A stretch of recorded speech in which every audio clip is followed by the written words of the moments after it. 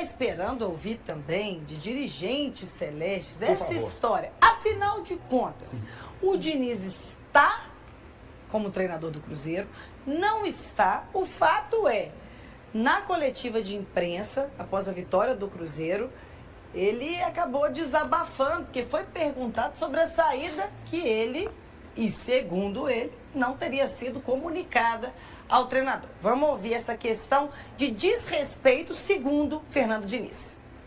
Aquilo que foi feito em termos de trabalho aqui, desde que eu cheguei aqui há 2 meses e meio, eu não tenho queixas de maneira absoluta. Acho que a gente trabalhou muito, os jogadores se dedicaram ao máximo, foram muito comprometidos, muito sérios. Tivemos uma série de fatores que não permitiu que o Cruzeiro pudesse ter a tão sonhada vaga na pré-Libertadores ou até na Libertadores. Eu estou aqui há 2 meses e meio e foram 15 jogos, sendo que 2 a gente colocou o time totalmente reserva para jogar, então foram 13 partidas. O futebol brasileiro é tudo muito imediato, os resultados foram muito ruins, eles não são defensáveis. As maiores contratações do Cruzeiro em termos assim de mercado foi o Wallace, o Matheus Henrique e o Caio Jorge. Nós também há 5, 6 rodadas sem os 3. A gente mudou a forma do time jogar com a minha contratação. Então a minha contratação é uma coisa que todo mundo acha, falei na primeira entrevista, uma coisa que requer tempo. Aí vocês falam requer tempo, mas assim, às vezes são os primeiros, quando alguma coisa der errado, começa a falar e reclamar de tudo, porque o resultado não vem, não é por conta do desempenho. Porque o treinador de futebol não pode garantir resultado, ele pode garantir melhoras. Eu acho que os jogadores melhoraram de maneira geral. O que eu posso dizer assim, que eu me dediquei ao máximo, com a seriedade máxima que eu tenho, sem ceder a esse sistema perverso de que achar que uma pessoa boa é ruim por conta do placar final do jogo, que é o que a gente gosta de fazer. E em mim não vai colar, nem hoje, nem hora nenhuma. Não, o time não teve melhoras significativas, foi o mesmo time modorrento, adoro esse termo, preguiçoso. Foi o mesmo time que a gente viu cair o rendimento do Matheus Pereira, por exemplo, que com o Seabra tinha um outro tipo de rendimento. O Caio Jorge não foi muito diferente daquele que era com o Seabra. A gente jogou muita pedra nele, quando ele, por exemplo, evidentemente no sentido figurado, ali naquele jogo contra o Internacional, quando ele perde o pênalti. Depois chegamos na final da Sul-Americana por causa de gols importantes dele. A principal contratação do Cruzeiro esse ano foi o Cássio. Foi isso. O Cássio, inclusive, que ontem impediu que o Juventude fizesse ali um empate ali, com um sistema defensivo que é muito fraco com você. Seu sistema defensivo, e eu falei esses números aqui recentemente, desde a época que você estreou lá em 2009, com as equipes que você estreou, a única equipe que teve um resultado significativo foi o Fluminense, mesmo assim, porque o ataque do Fluminense fazia muitos gols, porque era um ataque de muita qualidade, mas muita qualidade mesmo. Não me surpreenderia se você fosse demitido, e em cima do que você falou ontem na sua entrevista coletiva, você sabe que o futebol é sobre isso. Eu, particularmente, posso falar se concordo ou não concordo. Eu não concordo. Eu acho que a coisa tem que ser feita olho no olho. É realmente muito chato você descobrir as coisas pela imprensa, pela forma que as coisas acontecem. Mas o jornalista tem que ir atrás da informação. Se ele tem informação, ele tem que oferecer a informação para o público. É isso. Se você descobriu dessa forma, ou se de repente te falaram outra coisa lá dentro do clube, aí você resolve dentro do clube. O que nós temos que falar é isso. Se você for demitido, é com méritos e merecimento, porque o futebol que o Cruzeiro apresentou com você foi muito pior daquilo que a gente estava vendo no início da temporada. Falaram que era culpa do Larcamon esse dia aqui, ó. Nossa, mas era, velho. Falando em Era, informação... e os resultados do Milito provaram isso, viu, filho? No final provou que eu estava certo, você sabe disso. E o Cruzeiro já dispensou 5. Nós estamos falando do Diniz, ainda não tem uma definição oficial do clube, mas jogadores, pode soltar aí, por gentileza, para o Gão comentar. Grando, o Cruzeiro agradeceu a eles aí sobre dedicação e profissionalismo, Gal. O Grando, ele chega naquela situação em que faz a troca com o Rafael Cabral. O Rafael Cabral vai pro Grêmio, o Grando vem, não teve oportunidades, era claro que não teria. Na mesma semana, o próximo, por exemplo, ali das datas ali, em que o Ronaldo acertou tudo em relação ao Pedrinho assumir a SAF do Cruzeiro.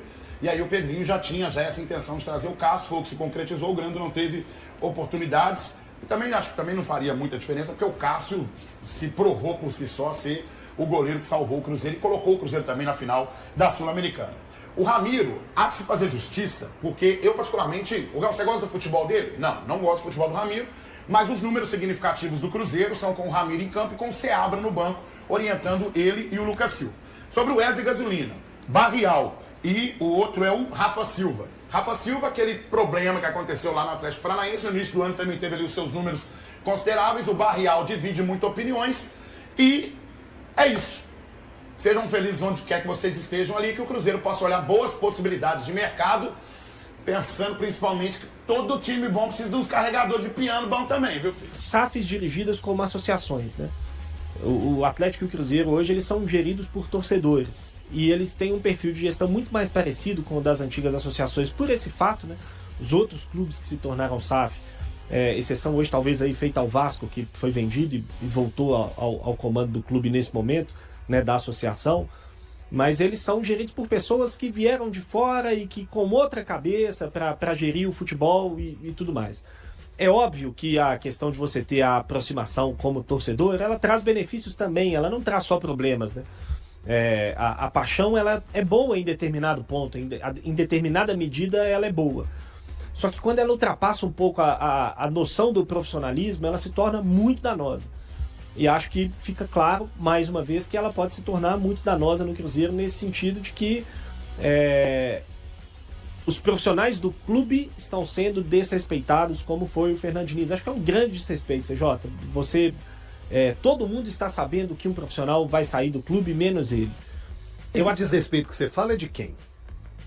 Por parte interna do Cruzeiro, da imprensa, da torcida? Por parte interna do Cruzeiro. Entendi. Eu não vou acusar ninguém, apontar o dedo para ninguém, porque eu não sei quem é a pessoa que está falando para os repórteres, para os jornalistas, que o Fernando Diniz vai ser demitido, né? Então eu não posso apontar o dedo para ninguém.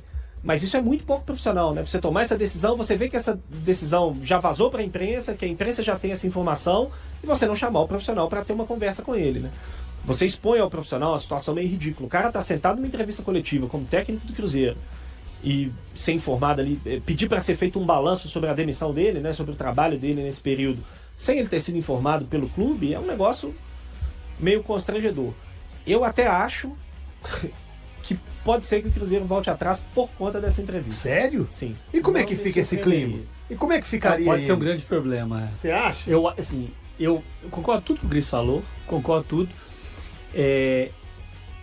Acho que pode voltar atrás sim, mas seria um grande problema. O clima lá dentro. Porque o Diniz, ele expôs toda a sua... ira, raiva, frustração, sei lá. Frustração com o que aconteceu. Imagina os caras voltarem atrás. Como que vai ser essa relação daqui pra frente?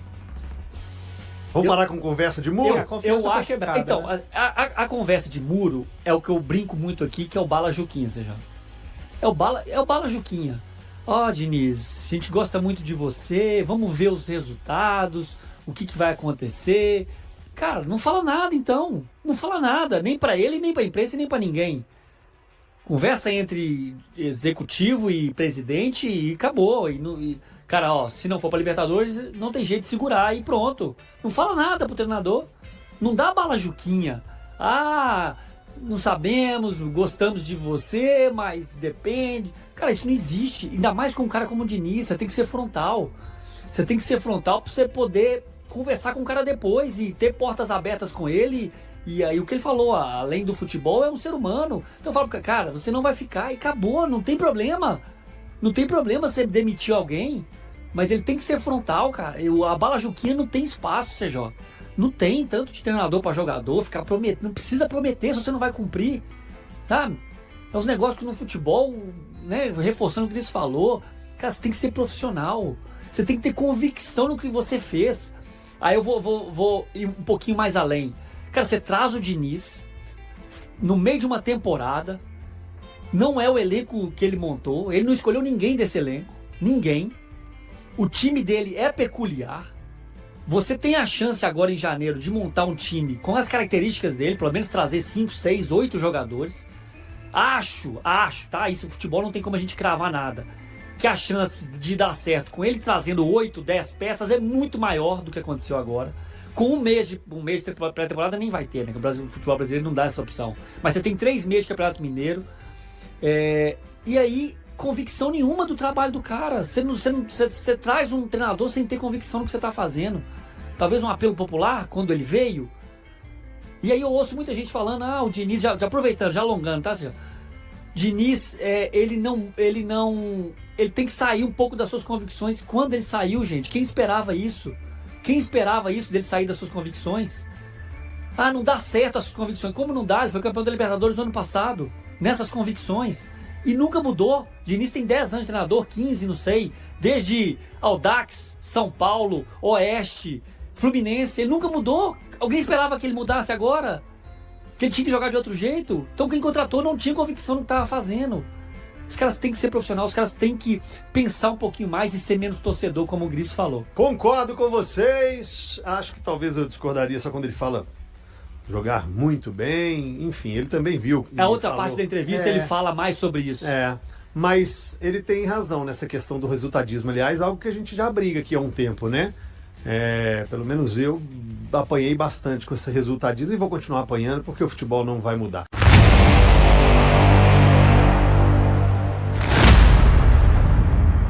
A boa campanha do Cruzeiro no Campeonato Brasileiro rendeu frutos além da classificação para a Copa Sul-Americana. Ao terminar a Série A na 9ª posição, a Raposa garantiu uma vaga direta na terceira fase da Copa do Brasil de 2025. Essa posição privilegiada no torneio nacional isenta o clube de disputar as primeiras fases da competição, permitindo que entre direto na fase de mata-mata. A classificação do Cruzeiro para a terceira fase da Copa do Brasil é resultado do regulamento da competição, que distribui vagas para os melhores colocados do Brasileirão. Além da premiação em dinheiro, essa conquista representa uma economia de tempo e esforço para o clube, que poderá se concentrar nas demais competições da temporada. E aí, galera? O que acharam?